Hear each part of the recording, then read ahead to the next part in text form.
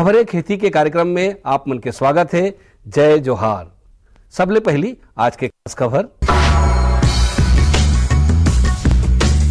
कृषि विकास हेतु छत्तीसगढ़ में चलाए जाते कृषि ऊर्जा अभियान। मिर्चा में थ्रिप्स रोग ले बचाव की उन्नत तकनीक, प्याज के रोजो किस्म और लहसुन के सफल खेती नीति।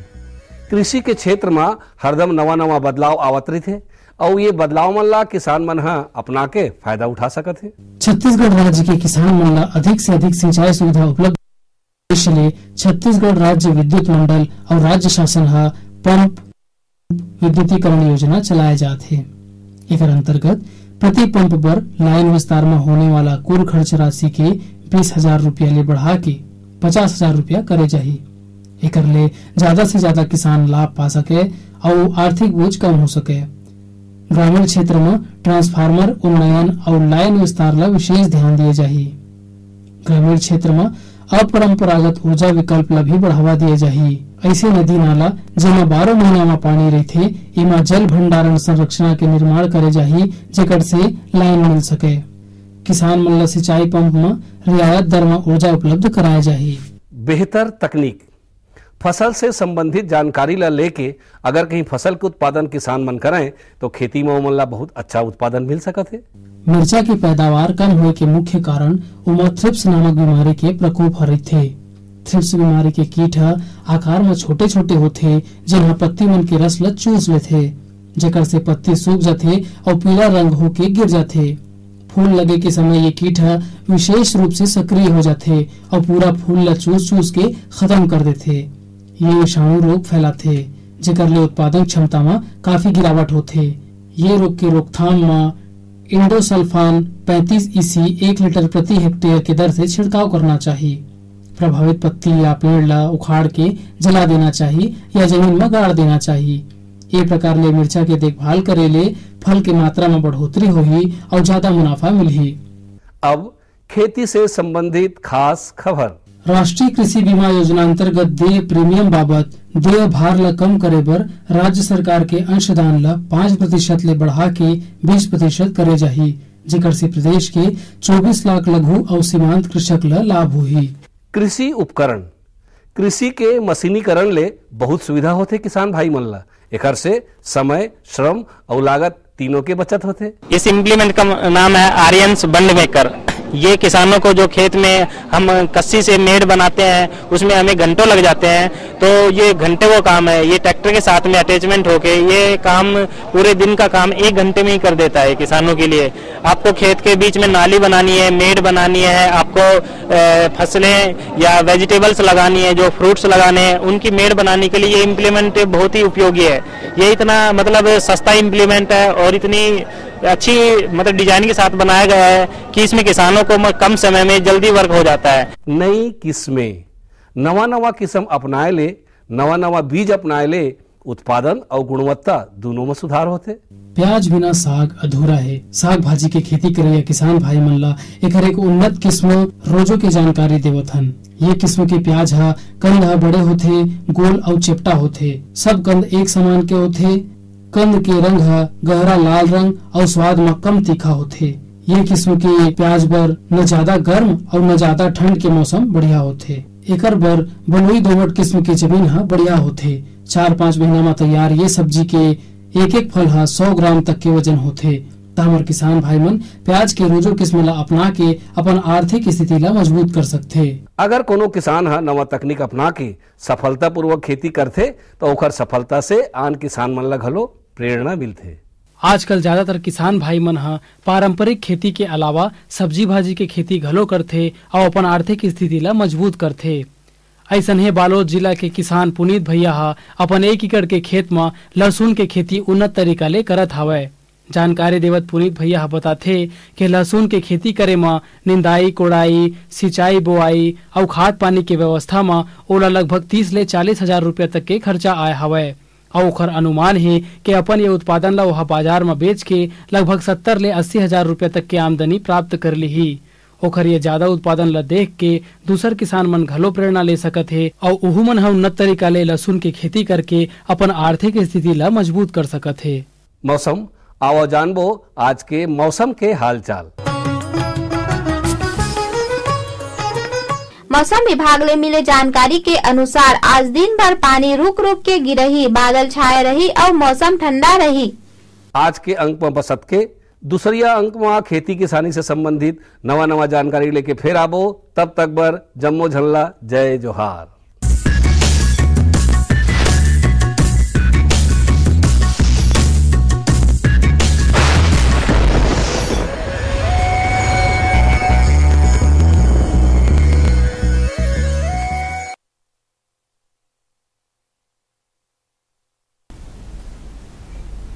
नमस्कार, कृषि मौसम समाचार। एक नज़र पिछले सप्ताह के मौसम की स्थिति पर। लवांडी स्थित कृषि मौसम वेधशाला में दर्ज आंकड़ों के अनुसार विगत सप्ताह के दौरान कुल 237 मिलीमीटर वर्षा दर्ज की गई है, जो कि सामान्य की तुलना में अधिक है, तथा जून माह से अब तक 820 मिलीमीटर वर्षा दर्ज की गई है, वह भी सामान्य की तुलना में अधिक है। पिछले सप्ताह में औसतन अधिकतम तापमान 27 डिग्री दर्ज किया गया है, जो कि सामान्य की तुलना में 2 से 3 डिग्री सेंटीग्रेड कम है, तथा न्यूनतम तापमान सामान्य के आसपास दर्ज किया गया है। वर्तमान में औसत न्यूनतम तापमान 24 डिग्री सेंटीग्रेड दर्ज किया गया है। मौसम पूर्वानुमान। 2-3 दिन पहले छत्तीसगढ़ में स्थित निम्न दाब क्षेत्र कमजोर होकर समाप्त हो गया है। उसके प्रभाव से छत्तीसगढ़ में अनेक स्थानों में व्यापक रूप से भारी वर्षा हुई। अब यह सिस्टम कमजोर होकर समाप्त हो गया है, इसलिए अगले 3-4 दिनों में छत्तीसगढ़ मैदानी क्षेत्र में हल्की वर्षा होने की ही संभावना है। हवा की दिशा पश्चिम या दक्षिण पश्चिम होने की संभावना है। कृषि आधारित मौसम परामर्श। जहाँ सोयाबीन एवं अन्य दलहनी फसल खेत में हो, वहाँ पानी के निकास की व्यवस्था करें तथा खेतों में पानी इकट्ठा न होने दें। साग सब्जी के खेतों में पानी इकट्ठा होने की स्थिति में तुरंत पानी के निकास का प्रबंध करने की सलाह दी जाती है। कृषि मौसम समाचार में इतना ही। नमस्कार। ये लो और बताओ। बस। अरे ये क्या भैया जी, बस इतनी सी रासायनिक खाद? किसानी छोड़ रहे हो क्या? किसानी नहीं, नादानी छोड़ रहे हैं। मिट्टी की जांच कराई है। अब तो लालाजी जितनी जरूरत है उतने ही उर्वरक खेत में डालेंगे। हाँ, किसान भाई आज ही अपने जिले की नजदीकी भूमि परीक्षण प्रयोगशाला में मिट्टी की जांच जरूर करवाएं और मिट्टी में पोषक तत्व, नमी व पौधे के विकास को देखते हुए केवल जरूरत के अनुसार ही पोषक तत्व डालें। और हाँ, मिट्टी में गंधक, जस्ता, बोरोन जैसे सूक्ष्म पोषक तत्वों का पता लगाना भी न भूलें। उर्वरक और जैविक खाद के सही उपयोग से भूमि का उपजाऊपन बनाए रखें, उत्पादकता बढ़ाएं, खर्चा घटाएं और बहुमूल्य विदेशी मुद्रा बचाने में भी सहयोग दें। और हाँ, धीमी गति से नाइट्रोजन उपलब्ध कराने वाले उर्वरकों जैसे नीम लेपित यूरिया को प्राथमिकता दें और यूरिया का पत्तों पर छिड़काव करें। अरे वाह, तू तो सचमुच समझदार हो गया रे। अधिक जानकारी के लिए संपर्क करें जिला कृषि अधिकारी या किसान कॉल सेंटर। अम्मा खाना दे दो ना। सबर कर गोलू, अभी दाल नहीं गली है। तू फिक्र ना कर गोलू की अम्मा, अब की बार अपनी दाल खूब गलेगी। क्या मतलब जी? अब की बार NFSM के तहत दाल की पैदावार को बढ़ाने के तरीकों को दिखाने के लिए देश में 1000 क्षेत्र चुने गए हैं, जिसमें हमारा इलाका भी आ गया है। पर इससे हमें क्या फायदा? हमें 5 एकड़ खेती के लिए खाद और कीटनाशक के अलावा बढ़िया बीजों की एक मिनी किट भी मिलेगी। इतनी दाल का करेंगे क्या जी? अरे भगवान, सरकार ने दलहन का समर्थन मूल्य भी खूब बढ़ा दिया है और इनकी खरीद का भी पूरा इंतजाम कर लिया है। इससे आमदनी बढ़ेगी और फिर हमारा गोलू अच्छे स्कूल में जाकर के कृषि वैज्ञानिक बनेगा। हाँ,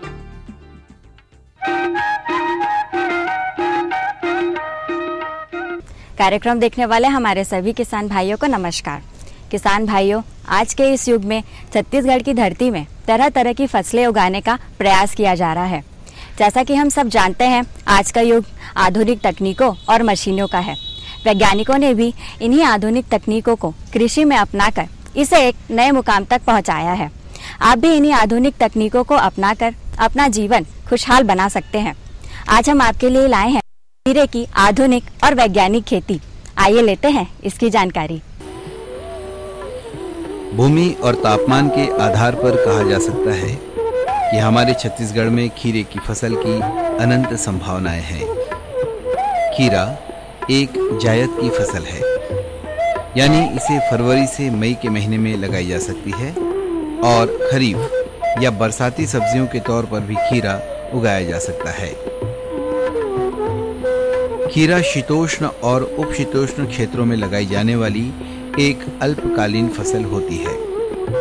इसका जीवन चक्र 60 से 80 दिनों में पूरा होता है। खीरा किसी भी हाल में पाला सहन नहीं कर पाता है और जब ठंड कुछ विशेष होता है तो देखा तो ये गया है कि खीरे का विकास प्रभावित होता है। खीरे के लिए उपयुक्त भूमि की बात करें, भूमि की तैयारी की बात करें तो खीरे को सभी प्रकार की मृदाओं में उगाया जा सकता है। फिर भी दोमट और रेतीली दोमट विशेष उपयुक्त होती है। इसे साधारण अम्लीय से साधारण क्षारीय मिट्टियों में लगाया जा सकता है, लेकिन अधिक अम्लीय और अधिक क्षारीय मिट्टी में खीरा ठीक ढंग से पनप नहीं पाता। हमारे कृषि वैज्ञानिकों का ऐसा मानना है। खीरे की खेती के लिए खेत में पहली जुताई मिट्टी पलटने वाले हल से करें और प्रत्येक जुताई के बाद पाटा देकर मिट्टी को भुरभुरा बनाकर समतल कर लें। किसान भाइयों, खीरे की आधुनिक खेती के लिए हमें खीरा लगाना है तो लाइन से लाइन जो है हम 5.5 फुट रखते हैं, 5 फुट भी कर सकते हैं इसको, और पौधे से पौधा जो है हमें 1 फुट में रखना है। पर उससे पहले हमें जरूरी है कि हम मांदे को कैसे तैयार करें, कैसे खाद डालें। तो जुताई जो है हमें बारीक करनी चाहिए। बारीक जुताई के बाद हमें मांदा बनाना है और मांदे के अंदर ही हमें गोबर खाद, डीएपी, माइक्रोन्यूट्रेंट, पोटास, ये सारा कुछ डाल के हमें मांदे को बंद करना है। उसके बाद हमें इसमें मल्चिंग सीट लगानी है। उसके बाद हम इसका बीज ड्रिप लाइन बिछा के हमें मल्चिंग सीट लगानी है। उसके बाद हम मल्चिंग में होल करते हैं और खीरे का बीज को डालते हैं। किसान भाइयों, आज हम आपको मल्चिंग शीट की जानकारी दे रहे हैं। ये मल्चिंग शीट होता क्या है, आइए इसके बारे में जानकारी लेते हैं। मल्चिंग विधि से खीरे की खेती की जाए तो बहुत ही अच्छा परिणाम सामने आता है। अधिक पैदावार के साथ ही साथ जल और खाद प्रबंधन में आसानी के लिए खेती की मल्चिंग विधि का प्रयोग किया जाता है। मल्चिंग विधि से खेती करने के लिए प्रक्षेत्र में सबसे पहले मांदा निर्माण का काम किया जाना चाहिए। मांदा निर्माण के लाभ के विषय में हम अपने कृषक बंधुओं को कई मर्तबे बता चुके हैं। मांदा निर्माण में भुरभुरी मिट्टी की उभरी हुई कतारें तैयार की जाती हैं और इन उठे हुए कतारों की चोटी में पौधों का रोपण किया जाता है। मांदा निर्माण में काम आने वाली भुरभुरी मिट्टी में खाद और उर्वरकों को भली भांति मात्रा में मिलाकर देना चाहिए।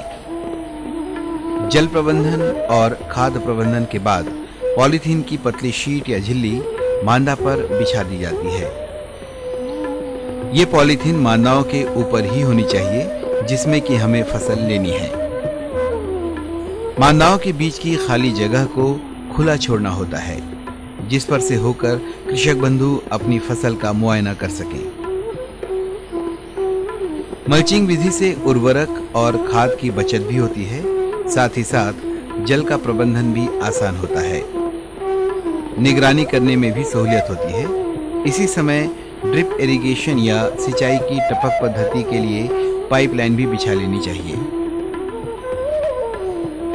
मल्चिंग विधि में प्रक्षेत्र के ऊपर पॉलीथीन की चादर बिछाई जाती है और आवश्यकता अनुसार उसमें छिद्र बना ली जाती है। पॉलीथीन के इन छिद्रों में किसान बंधु खीरे के बीज का रोपण कर सकते हैं। इस पॉलीथीन की वजह से प्रक्षेत्रों के उन स्थानों में जहां से फसल लेनी होती है नमी बनी ही रहती है, क्योंकि इस स्थान में जल का वाष्पीकरण नहीं हो पाता है। किसान भाइयों, किसान जो है देश का सबसे बड़ा सेवक है और के लिए हमें कैसे कम दवाइयों का उपयोग करें, किस तरीके से हम कीटों से बचें और किस तरीके से खाद का कम उपयोग हो, जल ही जीवन है जो हम कहते हैं, तो जल का किस तरीके से कम उपयोग हो, ये सारी की सारी चीजें हमें मल्चिंग सीट लगाने से फायदा होती है। इसमें सबसे पहला फायदा तो ये है कि जब हम मल्चिंग लगाते हैं तो शुरुआती दौर में हमको पानी जो है 50% कम लगता है जब हम बाहर में ऐसे ओपन फील्ड में लगाते हैं। अगर मल्चिंग सीट लगाए तो 50% पानी कम लगता है, पर जब फ्रूट पे आता है तब पानी लगभग उतना ही हमें लगता है, क्योंकि हमें उस समय वाष्पीकरण और पौधे की ग्रोथ को देखते हुए और फ्रूट को सेट को देखते हुए हमें खाद और पानी देना पड़ता है। तो इस तरीके से हम देखे थे शुरुआती दौर में हमारा कम से कम मल्चिंग शीट लगाने से 50% पानी का बचत होती है।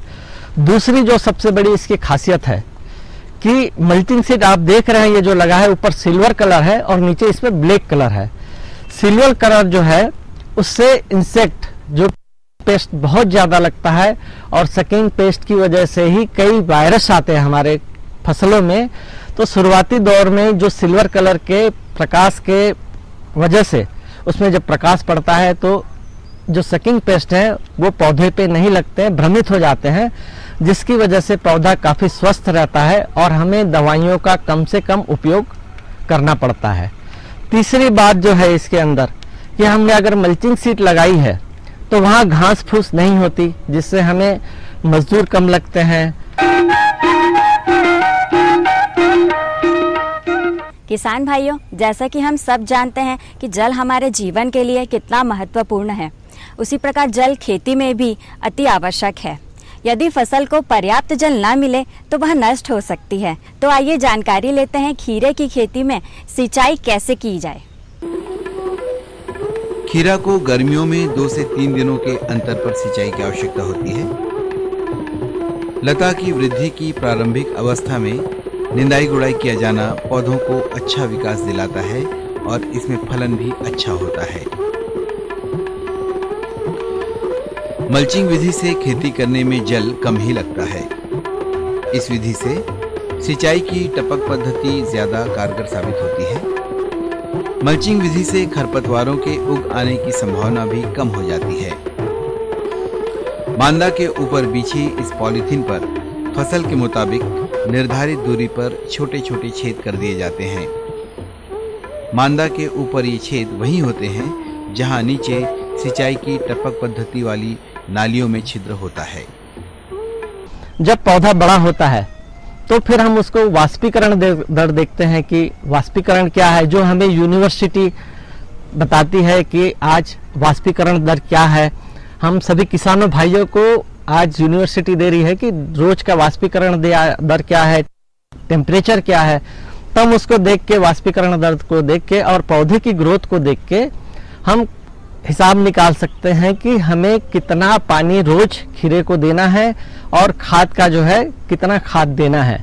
तो पानी का ऐसा होता है कि अगर हमें ये यूनिवर्सिटी बताती है कि आज 1 mm वाष्पीकरण हुआ या 2 mm हुआ, तो 1 एकड़ का अगर हम हिसाब लगाएं 1 mm का मतलब होता है कि 4000 लीटर हमारे 1 एकड़ से पानी उड़ गया। तो उस तरीके से अगर कहती है कि विश्वविद्यालय बताए कि आज 5 mm उड़ गया, मतलब किसान भाई को 20,000 लीटर एकड़ में पानी देना चाहिए। किसान भाइयों, खेती करते समय कुछ और भी बातें हैं जिसे हमें ध्यान में रखना अति आवश्यक है। वैज्ञानिकों ने नई नई तकनीकी अपनाकर इसमें शोध अनुसंधान कर तरह तरह की खादों एवं उर्वरकों को तैयार कर फसल की पैदावार को बढ़ाया है, जिससे हमारी आमदनी दोगुनी हो चुकी है। तो आइए जानकारी लेते हैं खीरे की खेती में खाद कब कब, कैसे और कितनी मात्रा में करना चाहिए। खीरे की फसल में खाद और उर्वरकों की मात्रा जलवायु, मिट्टी और किस्मों के आधार पर होता है। कृषि के जानकारों के अनुसार खीरे के अच्छे उत्पादन के लिए उर्वरक प्रबंधन इस तरह से किया जाना चाहिए कि हम प्रति हेक्टेयर कंपोस्ट या गोबर की खाद 370 से 490 क्विंटल लें, नाइट्रोजन 40 से 50 किलोग्राम, फास्फोरस 60 किलोग्राम और पोटाश 100 किलोग्राम लें। खेत तैयार करते समय कंपोस्ट या गोबर की खाद भली भांति मिला देनी चाहिए। फास्फोरस और पोटाश की पूरी मात्रा और आधे नाइट्रोजन को खेत की तैयारी के समय ही भूमि में डाल दें।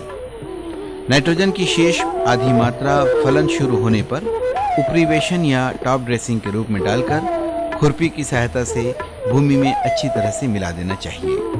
हम सभी किसान भाइयों को चाहिए कि हम संतुलित मात्रा में सभी खादों का प्रयोग करें। उसके अंदर हमें गोबर खाद या मुर्गी खाद जो है वो जरूर डालना चाहिए और साथ में रासायनिक खादों का संतुलित प्रयोग करें अगर हम, तो बहुत अच्छा प्रोडक्शन मिलेगा। क्योंकि जो हम कार्बनिक या गोबर खाद जो यूज करते हैं उसी खादों से बैक्टीरिया मिलते हैं जो रासायनिक खादों को पौधों के लिए परिवर्तन करते हैं। उसमें जो बैक्टीरिया होता है उनको खा पौधे के लिए वो उपलब्ध कराते हैं। किसान भाइयों, खेती में कुछ अहम बातें भी हैं जिसे हमें ध्यान में रखना आवश्यक है। कीट और अन्य कीड़े जो कई बार हमारी फसल को नष्ट कर देते हैं, इन सारे परेशानियों से बचने के लिए जरूरी है उचित मात्रा में कीटनाशक दवाओं का छिड़काव। तो आइए जानकारी लेते हैं खीरे की खेती में किस तरह के रोग लगते हैं और उनसे बचने के उपाय। कृषि वैज्ञानिकों और जानकारों का कहना तो ये होता है कि अधिक वर्षा, आर्द्रता और बादल के रहने से खीरों में कीट और रोगों का प्रकोप ज्यादा हो जाता है। खीरे को प्रकाश और तापमान का ज्यादा घटाव बढ़ाव भी प्रभावित करता है। प्रकाश और तापमान की अधिकता और लंबे प्रकाश काल में नर फूल अधिक आते हैं और मादा फूलों की संख्या काफी कम हो जाती है, जिसका उपज पर प्रतिकूल प्रभाव पड़ता है। खेती की मल्चिंग विधि अपनाकर बहुत से रोगों से अपनी फसल को बचाया जा सकता है। खीरे में लगने वाले कीट और रोग के नियंत्रण के विषय में जानकारों और कृषि विशेषज्ञों की जो आम राय है वो इस प्रकार से होती है। भभूतिया रोग, ये रोग खीरा में प्रमुखता से होता है। इस रोग से ग्रसित पौधों की पत्तियों में सफेद चूर्ण के समान पदार्थ दिखाई देते हैं। खीरे में लगने वाला दूसरा रोग है एंथ्रेक्नोज। इस रोग में पत्तियों पर कोणी या गोल भूरे रंग के धब्बे बनते हैं। ये रोग अधिक आर्द्रता वाले वातावरण में अधिक पनपते हैं। लाल कीड़ा भी खीरे को खासा नुकसान पहुंचाने का काम करते हैं। इस कीट की इल्ली जमीन के अंदर जड़ों के अंदर सुरंग बनाकर इसे नुकसान पहुंचाते हैं, जबकि इस कीट के प्रौढ़ पत्तियों को खाकर उसे छलनी कर देते हैं। फल मक्खी भी खीरे की उपज के लिए घातक होती हैं। खीरे पर मोज़ेक विषाणु का आक्रमण भी मुख्य रूप से होता है। इस रोग के प्रभाव से पत्तियों पर पीले धब्बे पड़ जाते हैं और पत्तियां सिकुड़ जाती हैं और अंत में पत्तियां पीली होकर सूख जाती हैं, जिसके कुप्रभाव से फलों पर हल्की कर्बूरण से लेकर मस्सेदार वृद्धि तक दिखाई देती है। ये रोग मुख्यतः माहू या सफेद मक्खियों के द्वारा फैलता है। खीरे की फसल को नुकसान पहुंचाने वाले इन तमाम रोगों और कीटों से विज्ञान सम्मत विधि के द्वारा मुक्ति पाई जा सकती है। खीरे में कीट का उपद्रव ज़्यादा होता है, तो सबसे ज़्यादा जो नुकसान खीरे में हमको कीट नुकसान करता है वह है रस चूसक। रस चूसक में हमारा थ्रिप्स हो गया, वाइट फ्लाई हो गया, ये सभी कीट आते हैं। तो हम मल्चिंग लगाए, उससे रस चूसक कीट का तो फायदा मिलता ही है। उसके बाद साथ ही साथ हम अगर इसमें नियोनिकोटिनाइज ग्रुप एक आध लें, एक आध स्पिनोसाइड का ग्रुप लें और एक आध दूसरा कोई भी इस तरीके के ग्रुप हम लेके इसे अगर छीटें तो कीटों का रेजिस्टेंस नहीं बढ़ता है और कीट जो है हमको ज़्यादा परेशान इससे नहीं कर पाते। अगर हम एक ही एक दवाओं का प्रयोग करेंगे तो कीट का रेजिस्टेंस बढ़ जाएगा और जो हमें आगे जाके काफ़ी हानि पहुंचाएगा। किसान भाइयों, उम्मीद है आज के इस अंक से आपको महत्वपूर्ण जानकारी मिल ही गई होगी। अगले अंक में हम नई जानकारियों के साथ उपस्थित होंगे। तब तक के लिए आज्ञा दीजिए। नमस्कार।